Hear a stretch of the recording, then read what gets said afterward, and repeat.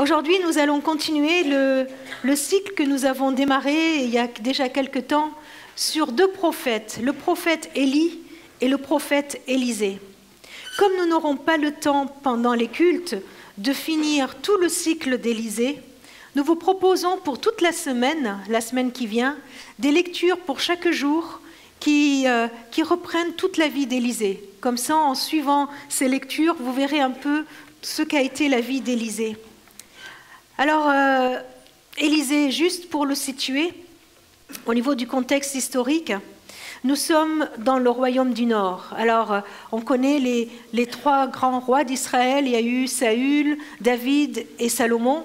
Et juste après Salomon, le royaume s'est divisé en deux avec le royaume du Nord, qu'on appelle aussi le royaume d'Israël, et le royaume du Sud, qu'on appelle le royaume de Juda.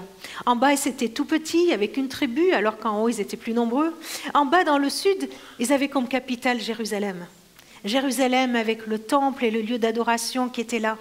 Au nord, ils n'avaient pas ce lieu d'adoration. Et la capitale du royaume du Nord, c'était Samarie. Et c'était le temps où il y a eu beaucoup de rois qui se sont succédés les uns après les autres, mais des rois qui ont été bien infidèles. Il n'y en a pas beaucoup il n'y a pas eu beaucoup de rois qui étaient vraiment fidèles au Seigneur. Et ils se succédaient les uns après les autres. Il n'y en avait pas un pour attraper l'autre. Et c'est dans cette période, avant la déportation en Babylonie, que nous avons la vie de Élie et de Élisée. Dieu qui envoie Élie et Élisée comme des repères, comme prophètes dans la vie du peuple. L'épisode que nous allons lire se trouve dans 2 Rois, au chapitre 5. Nous lirons les 15 premiers versets. Le général en chef du roi de Syrie s'appelait Naaman. Son maître l'appréciait beaucoup et le traitait avec faveur. En effet, c'était par lui que le Seigneur avait donné la victoire aux Syriens. Mais cet homme, un vrai héros, était lépreux. Or, des pillards syriens qui avaient pénétré en bande dans le territoire d'Israël en avaient ramené prisonnière une fillette qui devint la servante de la femme de Naaman. Et oui, parce que la Syrie, c'était le pays frontalier, c'était le pays voisin d'Israël. Alors, il y avait des petites guerres de voisinage. Les Syriens, ils rentraient un peu dans Israël et puis ils pillaient des villages et puis ils rentraient chez eux. Et puis ils emportaient avec eux des objets, des valeurs et puis ils emportaient même avec eux une petite fille. La fillette dit un jour à sa maîtresse: « Ah, si seulement mon maître se présentait au prophète qui est à Samarie, celui-ci le guérirait de tout de suite de sa lèpre. » Naaman alla parler au roi de ce que la petite fille israélite avait dit. « Bien, dit le roi, va trouver le roi d'Israël avec la lettre que je te remettrai pour lui. » Naaman sortit donc en emportant environ 300 cycles d'argent, 60 kilos d'or et 10 habits de fête. Il remit au roi d'Israël la lettre où le roi de Syrie avait écrit « Je t'envoie mon général Naaman, porteur de cette lettre, pour que tu le guérisses de sa lèpre. » Dès que le roi d'Israël eut fini de lire la lettre, il déchira ses vêtements et il s'écria « Suis-je Dieu, moi, avec le pouvoir de faire mourir et de faire revivre les gens ? Voilà le roi de Syrie qui m'envoie quelqu'un à guérir de la lèpre. Vous voyez bien, il cherche à m'entraîner dans un conflit. » Lorsque le prophète Élisée apprit que le roi d'Israël avait déchiré ses vêtements, il lui fit dire « Pourquoi es-tu pareillement bouleversé ? Cet homme n'a qu'à venir chez moi et il saura qu'il y a vraiment un prophète dans le pays d'Israël. » Naaman vint donc avec son char et ses chevaux et attendit devant la porte de la maison d'Élisée. Élisée envoya quelqu'un lui dire « Va te plonger, cette fois dans l'eau du Jourdain. Alors, tu seras guéri et purifié. » Naaman s'en alla très mécontent en disant « Je pensais que le prophète sortirait de chez lui pour se présenter devant moi. qu'il prierait le Seigneur, son Dieu, passerait sa main sur l'endroit malade et me guérirait de ma lèpre. D'ailleurs, les rivières de Damas, l'Abana, le Parpar, valent certainement mieux que tous les cours d'eau du pays d'Israël. Ne pourrais-je pas m'y plonger pour être purifié? Naaman fit donc demi-tour et il s'en alla furieux. Mais ses serviteurs vinrent lui dire, « Maître, si le prophète t'avait ordonné quelque chose de difficile, ne l'aurais-tu pas fait? Alors pourquoi ne pas faire ce qu'il te dit? Te plonger simplement dans l'eau pour être purifié. » Naaman descendit au bord du Jourdain et se trempa 7 fois dans l'eau, comme Élisée l'avait dit, et il fut purifié. Sa peau redevint semblable à celle d'un petit enfant. Aussitôt, il revint chez le prophète avec tous ceux qui l'accompagnaient. Il se présenta devant lui et dit, « Maintenant, je sais que sur toute la terre, il n'y a pas d'autre Dieu que celui d'Israël. » Et je vous laisse lire la suite. Waouh, non? Fabuleux! Quelle belle confession de foi! Il n'y a pas d'autre Dieu. Il n'y a pas d'autre Dieu que celui d'Israël. Ce qui est plus étonnant encore, c'est que ce soit un étranger, un Syrien, et en plus un général de l'armée en chef du roi qui la prononce. Lui qui est si loin de Dieu, lui qui ne fait pas partie du peuple de Dieu, qui finit par reconnaître qu'il y a un Dieu sur cette terre, qu'il y a un Dieu et que ce Dieu est vraiment ce Dieu créateur, celui qui a créé les cieux et la terre. Mais comment il l'a découvert? Ou plutôt, comment Dieu s'est pris pour se révéler à lui? Ce qui est encore plus surprenant dans ce texte, c'est que le point de départ de cette histoire, c'est un problème, une maladie. Le point de départ n'est pas une quête spirituelle. Le point de départ n'est pas des questions que Naaman aurait pu se poser sur Dieu, sur son existence. Le point de départ n'est pas une situation de réflexion, mais le point de départ est une maladie, un problème.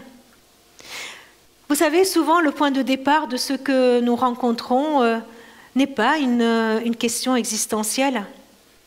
Les gens ne viennent pas nous voir en disant « Je voudrais te poser des questions sur Jésus, je voudrais avoir des réponses, je me pose des questions, comment il se fait que… » Mais souvent, le point de départ est un problème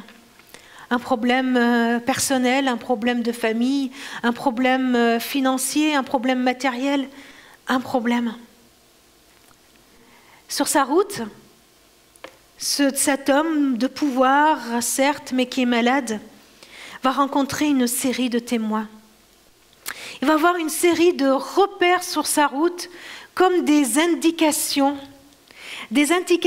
pour le faire rencontrer, pour que cet homme rencontre le Dieu vivant, le Dieu de l'univers, le Dieu seul qui veut et qui peut intervenir en sa faveur pour le sauver. Il n'y a pas d'autre Dieu. C'est le désir de Dieu de se révéler à tout être humain. Le projet de Dieu est que tout être humain reconnaisse que Jésus-Christ est Seigneur. C'est le projet de Dieu. Si jamais vous posez la question à savoir quelle est la volonté de Dieu pour l'humain, eh bien nous avons la réponse. La volonté de Dieu pour l'humain, c'est que toute bouche confesse que Jésus est Seigneur, que tout genou fléchisse devant lui, n'est-ce pas? C'est ça la volonté de Dieu, c'est que tout être humain découvre qui il est, la grandeur de son amour, la grandeur de son salut, l'efficacité de son œuvre pour nous. Mais alors comment ils vont le découvrir? Comment ils vont arriver à dire « Oui, nous croyons que Jésus est Seigneur, que Jésus est le Sauveur ?» Eh bien, il va falloir qu'il y ait des repères dans leur vie. Il va falloir qu'il y ait des personnes sur leur route qui soient des repères vivants pour leur indiquer par une parole ou par un geste une direction, la direction de Dieu. Regardons comment les personnes que cet homme a rencontrées ont été un repère dans sa vie. Tout d'abord, une petite fille, une esclave. On aimerait avoir plus de détails sur cette petite fille. Tout ce qu'on sait, c'est qu'elle devait vraiment être jeune. Il nous est parlé d'une fillette, une fillette. Vous avez remarqué dans les infos cette semaine où on nous relatait le terrible accident qu'il y a eu de cette collision entre ce car et ce train. On parlait au début de collégiens. Après, on a parlé d'adolescents. Et petit à petit, quand on a appris que ces personnes décédées n'avaient que 11 ans, on a commencé à parler d'enfants. Vous l'avez remarqué, ce changement de vocabulaire? Parce que oui, à 11 ans, on commence à être ado, mais on ne l'est pas encore, on est encore enfant. Ma fille, elle a 11 ans. Alors, elle veut tellement me montrer qu'elle est ado, mais je sais qu'elle n'est qu'une enfant. Un enfant. C'est pour ça qu'on est encore plus touché par les drames qui arrivent pour ces enfants. Il y a un drame qui est arrivé à cette petite fille. Certainement qu'elle n'avait pas plus que 11 ans, cette fillette. Sinon, on ne l'aurait pas appelée une fillette. Cet enfant a été arraché à sa famille. Cet enfant, elle a vu, alors qu'elle était dans sa maison, dans sa famille, elle a vu des personnes venir, des soldats du pays d'à côté. Je vous imaginez comme ça devait être traumatisant de voir des soldats armés qui viennent, qui la prennent et qui partent avec. Elle a dû voir ses parents rester peut-être derrière. Elle est complètement déracinée. Elle est complètement arrachée à sa sécurité, à son milieu familial, à ce qui faisait sa vie. Et en plus, elle est exploitée. Elle doit travailler. Elle devient une esclave, si jeune, et tellement de malheur déjà sur sa vie. Elle doit travailler chaque jour. On peut mesurer tout le poids moral de sa situation, tout ce poids de solitude qu'elle devait vivre. Une situation injuste, une situation intolérable. Je ne sais pas si vous êtes arrivé de vivre, peut-être pas des situations aussi dramatiques, mais des situations où on crie à l'injustice, des situations qui sont difficilement tolérables. Ce qui est surprenant dans ce texte, c'est qu'on ne voit pas cette fille se plaindre. On ne l'entend pas s'apitoyer sur son sort. Elle est certes dans une terre hostile, loin de chez elle, dans un pays étranger, mais malgré sa situation, malgré sa difficulté, elle agit. Elle ne reste pas enfermée dans sa situation. Elle ne reste pas enfermée dans son malheur. Elle ne reste pas enfermée sur elle-même. Elle ne se tourne pas vers elle-même, mais elle voit. Elle voit. Ses yeux se portent aussi sur la maladie de son maître. Franchement, elle était plus à plaindre peut-être que son maître. Son maître, il avait tout ce qu'il fallait. Bon, il était malade, mais il avait tout ce qu'il lui fallait. Il avait une femme, il avait une maison. Elle n'avait plus rien. Mais elle voit la maladie de son maître. Elle sort d'elle-même pour voir. Je crois que parfois nos propres soucis nous voilent les yeux. Parfois nos situations, certes difficiles, nous empêchent de voir le besoin de ceux que nous côtoyons.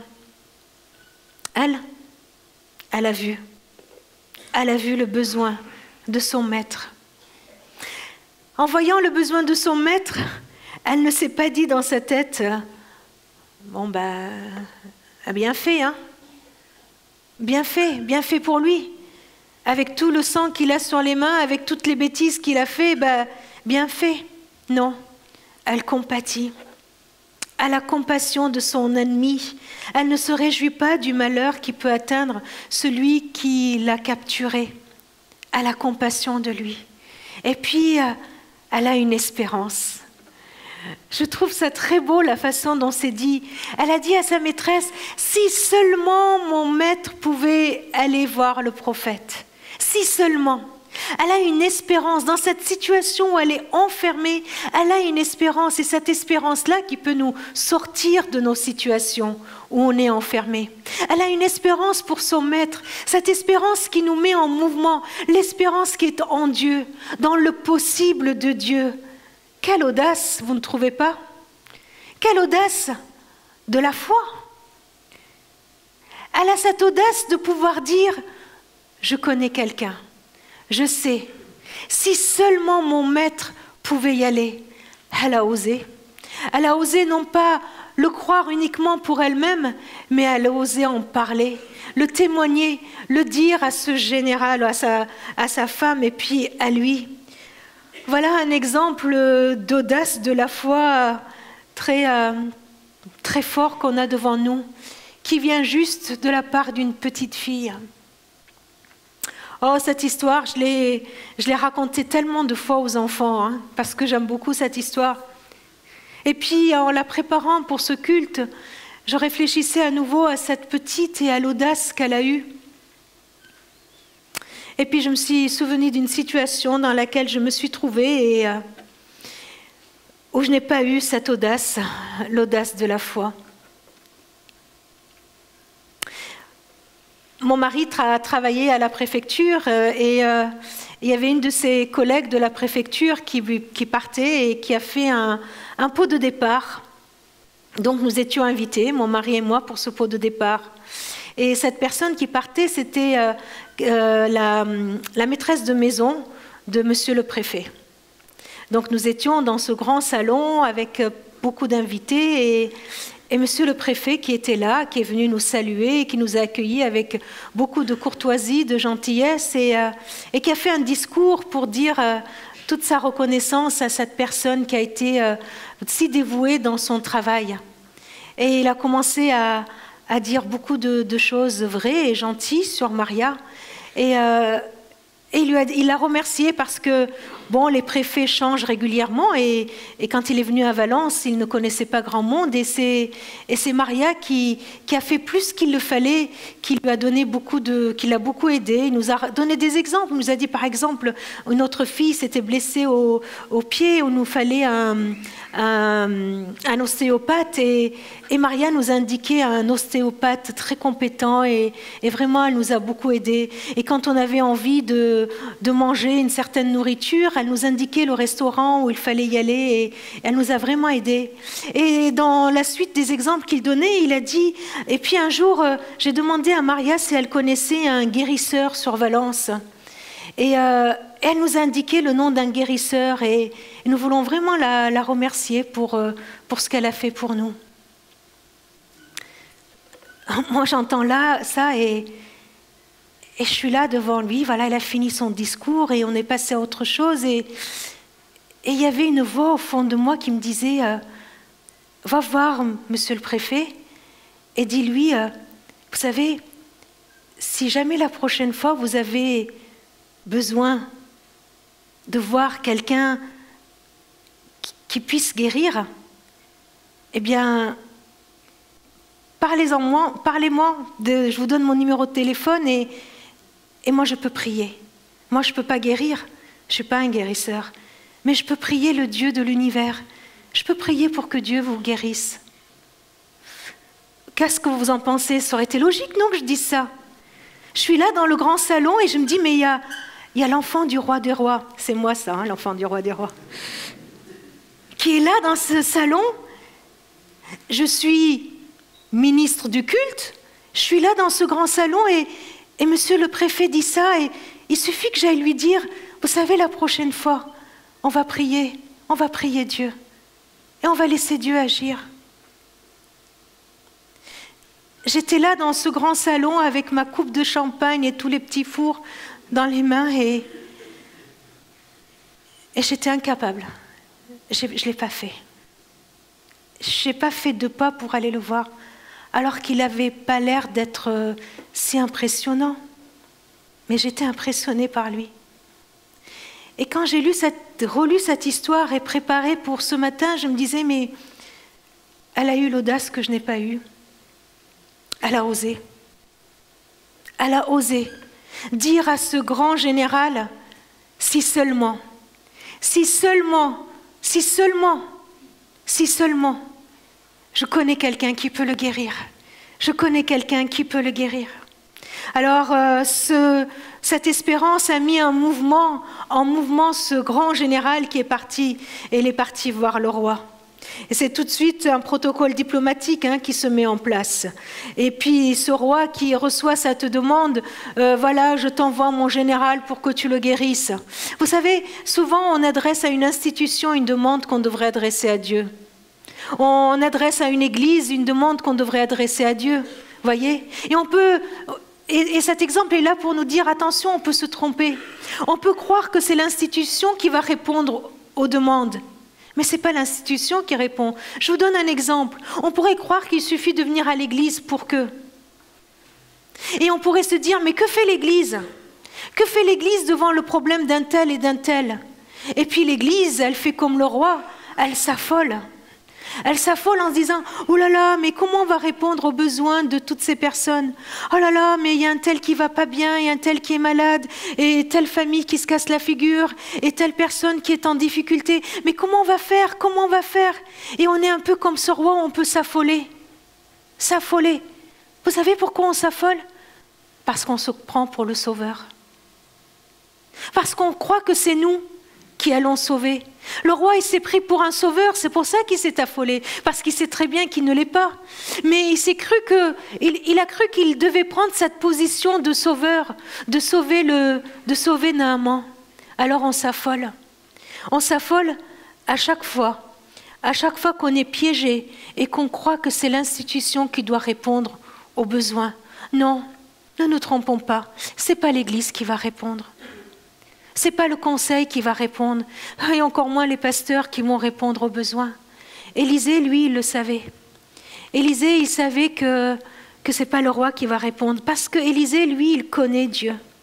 Élisée, lui, il calme le roi. Il dit, mais pourquoi tu t'agites ? Élisée, il demande à Naaman de venir le voir. Et Élisée, il donne des instructions à Naaman. Il lui dit, voilà, tu vas y aller, et puis tu vas te plonger cette fois dans le Jourdain. Mais vous savez, il n'y a aucun texte dans la Bible qui dit que pour une lèpre, il faut aller plonger cette fois dans le Jourdain. Ce n'est pas une institution, c'était juste des instructions qu'Élisée lui a données. Mais pourquoi il a fait ça ? Parce que je crois qu'Élisée voulait proposer à Naaman un chemin de foi. Il lui donne l'occasion d'exercer sa foi. Il lui donne l'occasion de mettre sa foi en Dieu, de croire que c'est possible. De croire que oui, il est possible. Et dans ce chemin de foi, il veut que Naaman soit acteur. Il ne veut pas que Naaman subisse les choses, voyez, comme il voulait, que Élisée sorte, qu'il lui touche, et puis hop, il est guéri, sans que Naaman n'ait rien à faire. Mais il lui propose un chemin de foi. Mais attention, ce n'est pas un chemin où il doit prouver quoi que ce soit pour mériter une guérison. Ce n'est pas de ça qu'il s'agit.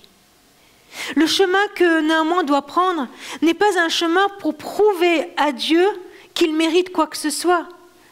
Toute intervention de Dieu, quelle qu'elle soit, est pure grâce, c'est cadeau, c'est gratuit. Nous n'avons rien à prouver. Nous n'avons rien à prouver. Ce n'était pas non plus un chemin de pénitence, un chemin où il devait se sanctifier pour pouvoir avoir une bénédiction. Non, non, c'est impossible, parce que dans ce cas-là, toute notre vie, on serait dans ces deux chemins, pour mériter quelque chose ou pour expier je ne sais quelle faute. Non, c'est un chemin de foi, un chemin de confiance qui est proposé à Naaman. Un peu comme Jésus qui dit « Je suis le chemin, la vérité et la vie. Nul ne vient au Père que par moi. » Qu'est-ce qu'on répond à cela ? Trop facile ? À un moment donné, il y a quelqu'un qui a demandé à Paul ce qu'il devait faire pour avoir la vie éternelle. Et Paul lui a dit, crois. Crois au Seigneur Jésus et tu seras sauvé. C'est tout. C'est tout. Crois au Seigneur Jésus, tu seras sauvé. Voilà Paul qui lui indiquait un chemin de foi. Et en face, on pourrait dire, mais c'est trop facile. Mais je n'ai rien à faire. Mais je n'ai rien à faire pour que mes péchés soient pardonnés. La Bible nous dit, confesse tes péchés et ils seront pardonnés. C'est tout? Oui. Oui. Confesse tes péchés, ils seront pardonnés. Avoue que tu as besoin de pardon et tu seras pardonné. Crois au Seigneur Jésus et tu seras sauvé. C'est tout. C'est trop facile. Oui, mais parce que le plus dur, c'est lui qui l'a fait. Parce que le plus dur, ce qui était impossible pour toi et pour moi, c'est lui qui l'a fait. C'est ce que nous avons rappelé. Il a donné sa vie. Il a fait le plus dur pour que moi, je puisse entrer dans ce chemin de foi. Alors Naaman trouvait que c'était trop facile, que c'était pas possible. Il suffit juste d'aller plonger dans le Jourdain pour être délivré de la maladie. Peut-être qu'autour de vous, il y a des personnes qui se disent « mais c'est trop facile, s'il faut juste croire pour avoir la vie éternelle. » Mais vraiment, il suffit de demander à Dieu et il me purifie. Mais il faut vraiment demander à Dieu de venir m'habiter et il le fait. Et il me remplit de son esprit. Il suffit juste que je lui dise « Viens Seigneur, viens m'habiter, viens faire ta demeure en moi. » Est-ce qu'il suffit de faire ça? Oui, oui, oui, il faut croire. C'est ça l'audace de la foi. Oser l'audace de la foi, c'est prendre les promesses de Dieu au sérieux. Naaman, il avait pas trop envie de continuer sur ce chemin de foi parce qu'il trouvait que c'était trop facile. Heureusement qu'il y a eu devant lui des serviteurs. Eux, ils ne connaissaient pas Dieu. Eux, ils ne connaissaient pas le roi David avec ce texte du psaume 34 qui lui disent « Goûtez, voyez comme l'Éternel est bon ». Mais ils ont donné un conseil avisé. Juste un conseil qui donne un encouragement à leur maître. Imaginez ce qui serait passé si ces serviteurs n'avaient pas donné ce conseil. Peut-être que parfois tu as l'impression que tu vas juste donner un petit conseil à quelqu'un. Lui dire non mais tiens le coup, persévère, persévère. Croyons que ce conseil de persévérer peut être aussi un repère sur la vie des autres. Un repère comme des doigts qui sont pointés à Jésus-Christ, vers Jésus-Christ. Alors les gens, quand ils nous verront non seulement nous, mais ils verront aussi ce que nous pointons par nos vies, par nos paroles, par nos gestes. Nous pointons le Seigneur Jésus-Christ. Cette petite fille, elle l'a fait en témoignant. Le roi, lui, s'est affolé. Élisée a proposé un chemin de foi. Et puis les serviteurs, ils ont donné juste un petit conseil. Ils ont encouragé. Quel repère sommes-nous pour ceux qui nous entourent? Dieu veut se révéler pour que tous se déclarent. Il n'y a pas d'autre Dieu que celui manifesté en Jésus-Christ. Il n'y a qu'un Dieu qui s'appelle Jésus, le Seigneur. Il n'y a qu'un seul Sauveur, c'est le Christ qui a donné sa vie pour nous sauver. Quel est le repère que nous sommes dans la vie des autres? Tu peux être peut-être juste comme cette petite fille, sans beaucoup de pouvoir, mais témoigner. On peut croire que toutes les demandes sont à nous, et le roi est là pour nous dire « Attention, t'affole pas ». On peut être juste peut-être des personnes qui proposons un chemin de foi ou qui donnons un conseil. Mais positionnons-nous. Quel est le repère que nous sommes dans la vie de ceux qui nous entourent? Alors osons. Osons avoir de l'audace et de croire que ceux qui nous entourent peuvent, en nous voyant, déclarer à leur tour « Oui, il n'y a pas d'autre Dieu sur cette terre. » Amen.